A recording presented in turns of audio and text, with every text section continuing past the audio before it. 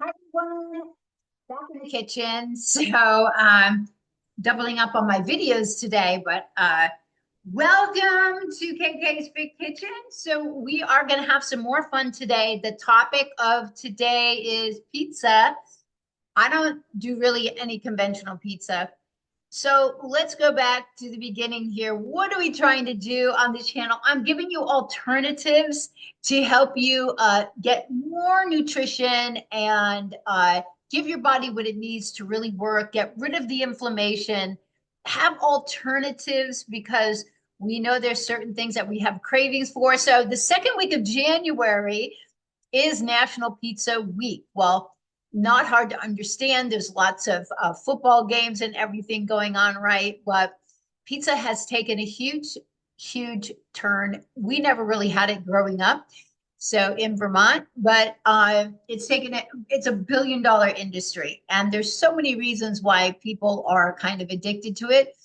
The cheese, the grease, the bread, but it can make you instantly fall asleep. And I've seen that. So there's not really a lot of it that's with a pizza that is essential. Fats, fiber, protein. Fiber meaning all of your fruits and vegetables, good fats. Most of the pizzas are not made with good fats. The gluten is a huge issue, though. Today, we've got to face the issue with gluten. We don't have the same wheat crops. So if you go to Italy, enjoy some pizza.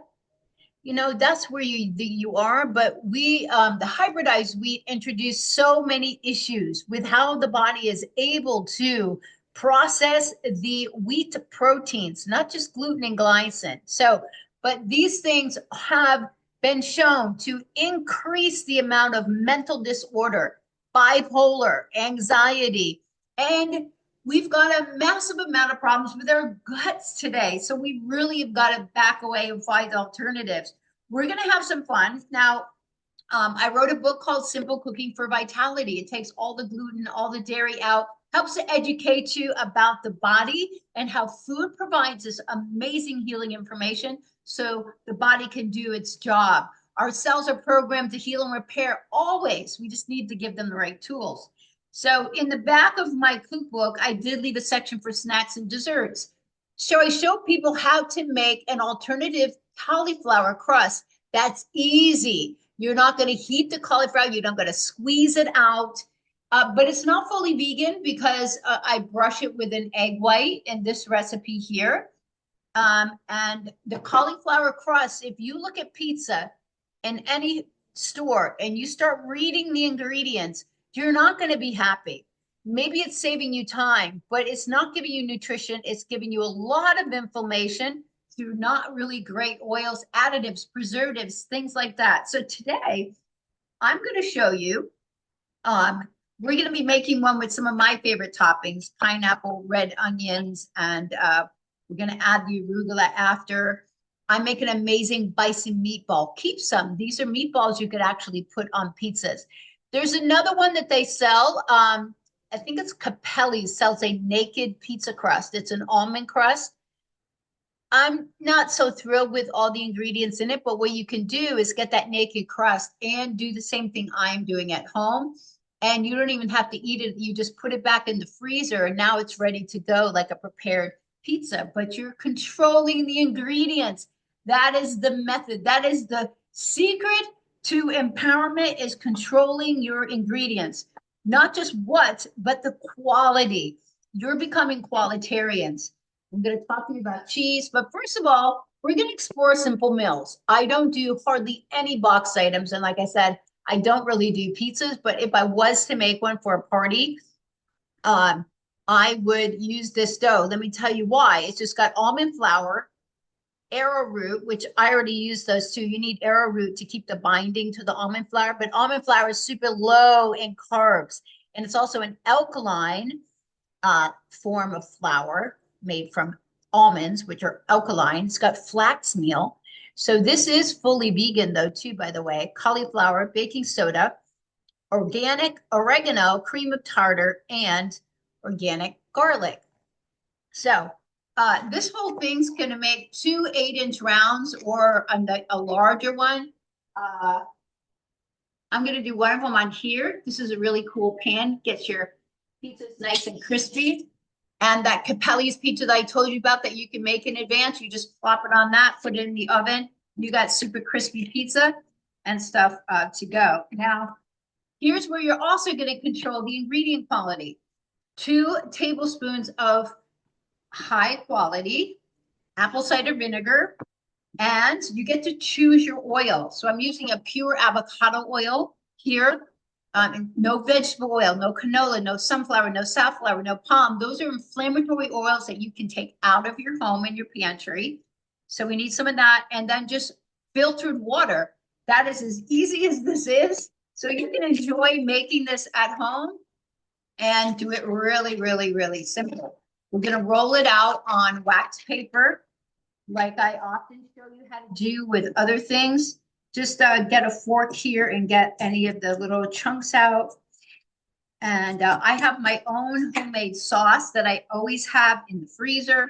I'm going to give you tips on how to choose a sauce. But first of all, let's get the dough made. I've got a little bit more than a third of a cup. I'm going to put some ice in there. I like it a little cold. I'm going to add a third a cup of the water. You just need, I think it was 2 tablespoons of the if you catch the previous video that I just made was strawberry ice cream. And wow, that was delicious. I've turned down the music. I always have music in the background, but someone commented that it might be a little bit too loud. It was echoing, so I've turned it down, but I always love listening to calming music. And super easy. 2 tablespoons, 2 tablespoons, 2 tablespoons. Williams-Sonoma has these a little bit larger ones, so you can do 2.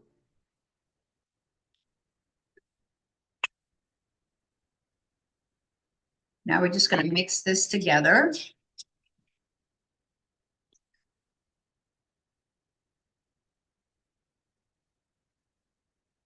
I'm actually using the fork to kind of mix this in, and then if I need, I'll use the spoon. Not be easier.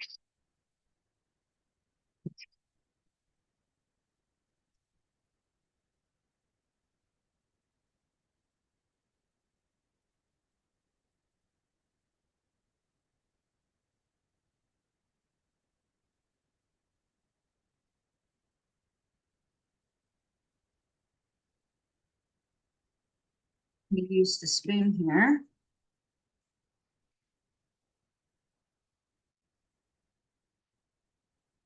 So the pan we're going to prepare, but first off, let me just put that into the refrigerator for a second, and then we're going to talk about the toppings, and then we'll get this rolled out. The oven's on 350 degrees. You're going to cook it on that pan. We're going to cook it less. We're going to cook it 10 minutes. We're going to put the toppings on, and then we're going to cook it another 10 minutes. Super easy. We're going to dress it with a little bit of arugula after it comes out while it's still warm. So let's start with the sauces. So when you go to a store, of course, you can get a pre-made pizza sauce. Read your labels. They're not created equal. You need to look at the sodium. It should be below 200 milligrams. It should be low. You want to look at the ingredients, the spices. You want to make sure there's no added sugar. These are things that we don't need, things that they're hiding. This is actually a nice brand here, Cucina Antica. It is made with 100% organic Italian tomatoes. Now, tomatoes have been on the Dirty Dozen list for a long time. We need organic tomatoes. I make my own sauce with vine-ripened organic tomatoes. I sweeten it naturally with carrot, onion. There's spices, fresh garlic, oregano, and basil. And then I use an immersion blender and get it softened up a bit. If I augment that at all, I'll use organic, not crushed tomatoes. I will use organic diced tomatoes from from Italy, sold in a glass jar, no salt added. So you can really do that really well. Now, if you have a sauce that you're using, it's just maybe like marinara or basil, you can increase the flavor in this. But if you read this, just so you know, you just want to get used to reading your ingredients. And it needs to be very simple.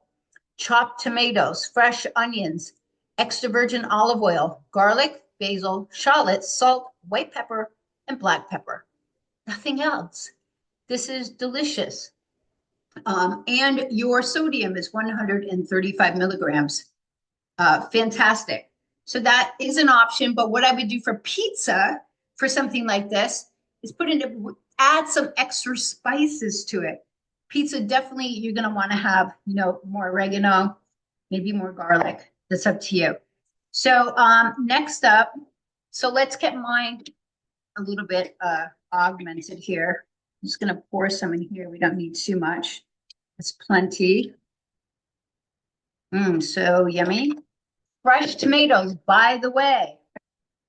When they talk about tomatoes being your friend with lycopene, which is a bioactive antioxidant in tomatoes, you actually have more in watermelon, but let's stick with the tomatoes here. Tomatoes, when they're cooked, it increases this bioactive antioxidant. And if there's olive oil, it actually helps you absorb it better. It needs that fat to absorb the nutrients, similar to vitamin K, in your greens and the like. So I have fresh oregano here. So darn delicious. I'm just gonna put it in, not chopping it at all. I just want it nice and kind of chunky here. So you can add it after if you want, or you can chop it up, whatever you want to do. I like mine a little bit bright like this. And then I already have a lot of basil in that. So let me just get that stirred up a little bit more. Hold on 1 second. Just need a little spoon. All right, sauce is ready. I have plenty of fresh garlic in there. I don't spare no expense when I'm using garlic, that's for sure. Okay, next up is going to be cheese. A lot of people just buy the cheapest mozzarella possible. No, no, no, no, no. So you want organic, at least organic milk. You want a stuff with no hormones and no antibiotics.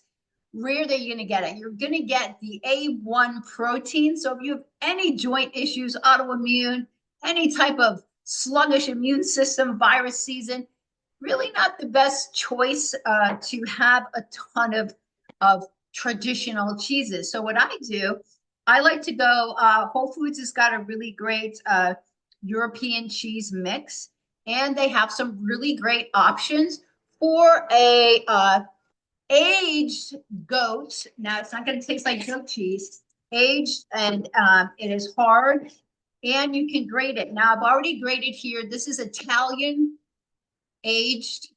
I forgot what kind it is, but experiment. And I use a fine grater. You freeze it. It's ready to go so that you can just sprinkle it on. So if you need mozzarella, go make sure you're getting organic. Try to get something that's high quality. I know, but really pizza is not something that should be on the list for every day, and getting a variety is important. I mean, if you eat some pizza with a huge salad, you're definitely doing yourself a huge favor. So this is a Manchego. It's El Trigo DOP. Do not know what that means, but it is aged for a year. What happens when you age the milk? The enzymes break down that protein, making it less problematic for your body. And that's really important. So let me grab the box grater. This is what we grew up with for grating. We did not have any food processor when I was growing up. So I'm just going to cut off some of this edge here. And I'm going to end up grating the entire thing and putting it in the freezer, since I do not do a lot of cheese, and just really keep it down for my own joints. I definitely do not break down any dairy that well at all, so I stay away from it, and I have felt so much better. Okay, so the fine grating is right here, and I really like that. It gives you a lot of coverage of the cheese without it being too thick in any one spot. This is going to have a really amazing flavor. So you can choose to do some different cheese. I wouldn't put cheddar necessarily on my pizzas, but something like this is fantastic. But like I said, if you definitely have an aversion to A1 protein, which is in classic milk, you need to try at least A2 super aged, and you will not have such an aversion, meaning inflammation, because your body will sense it. Sometimes it comes on day 2. All right, so we can get all of these things out of the way. Toppings, I love red onions on mine. I love pineapple. You're getting color. You're getting a little pop of savory, and you're getting some sweet. I always have fresh basil out whenever I'm doing anything like this. Finishing with fresh basil is amazing. Even putting basil in a blueberry smoothie, ooh, so delicious. Okay, so let's grab out that dough. Hopefully we can get it rolled out here.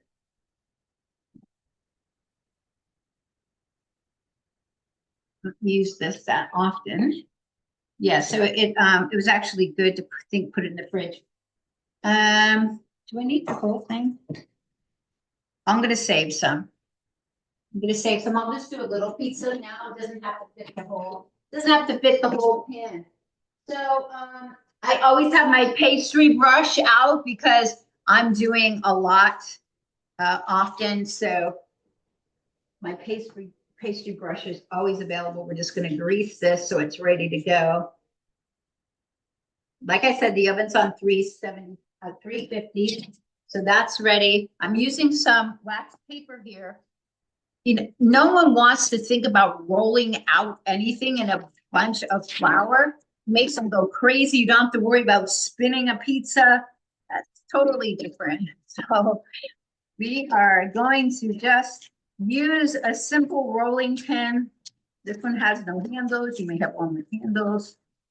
So we'll get it rolled out. It's definitely a little easier to handle if you put it in the refrigerator and you let those ingredients kind of thicken it up with the meal, the flax, and the arrowroot. And then we're just going to flop it upside down onto the pan. Could not be easier. We can manage the edges once it's on the pan.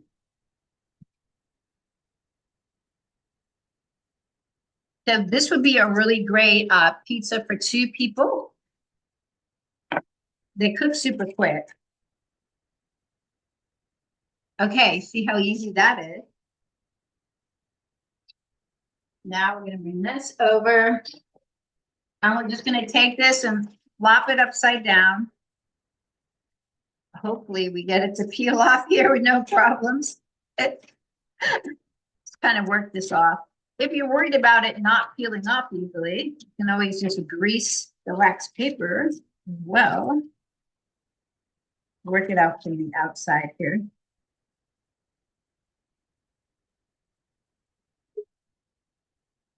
And just fill in any holes that you need. Okay, that's easy. You see, then you can just fill in any holes. You can give it a little shape. This is a big pan, so it doesn't need to be as huge. This is for you at home. And it's about ingredient quality. It's about fun flavor.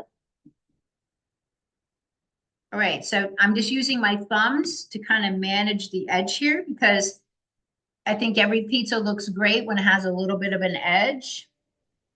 I even do that with the cauliflower pizza that's in my book. And I give it a little dip before I brush it with egg whites. We're going to put this in there for 10 minutes. We'll be right back. We'll dress it up. And this is the super quickest, fun, easy recipe that's actually really clean for almond flour, gluten-free crust. we're getting there, just 10 minutes.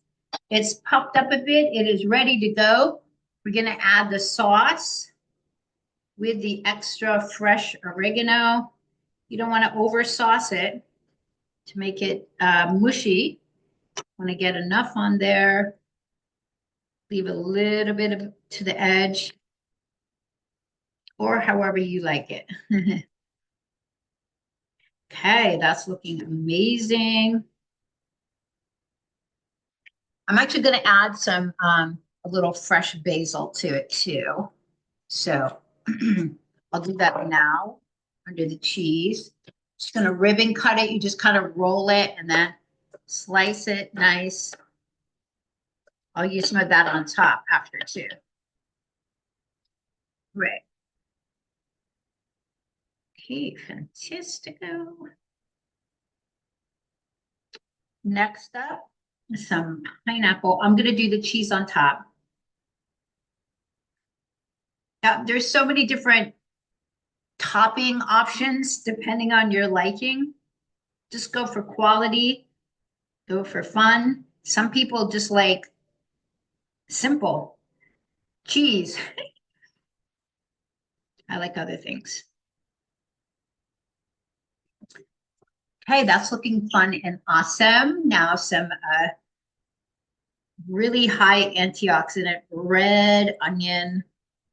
Love that. Add it on. It's looking really great. I'm going to use both of my cheeses. This is the one that we just grated. So that manchego. And then here's some traditional Italian aged. So you can have different flavors here. Awesome. Okay, it's ready to go. Now, of course, if you get cheese on the pan here, it's going to melt. So let's just make sure we don't have stuff running off. All right, 10 more minutes and we got pizza. Is it hot? No, it's not hot. 10 more minutes.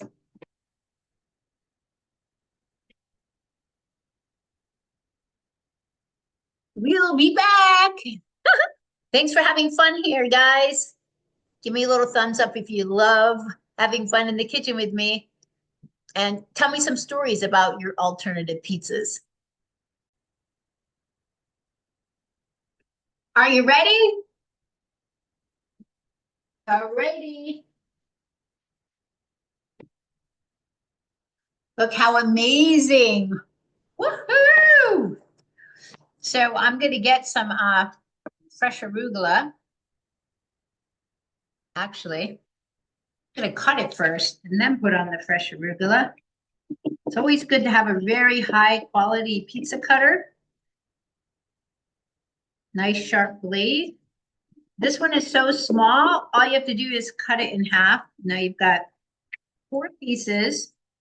So you see how this is perfect for 2 people with a delicious, big, yummy salad. Get the arugula on here. Amazing, and a little ribbon cut basil. So the smell of fresh arugula, wow, that's just amazing. If you want to put like a tiny bit more cheese on top, just for looks, a little bit of fresh oregano, seasoning, whatever you want to add to it, but this is ready to go. So I hope you guys have enjoyed this. You see how easy that was to do by yourself and have a clean almond flour crust without it having a ton of junk that's in the freezer section, so that they're additives and preservatives to keep it in a box. You're paying a fraction of the amount and you're able to put on anything that you want. So I hope you enjoyed this pizza section and enjoy your chilly January. Bye everyone. Thanks for tuning into KK's Kitchen here today.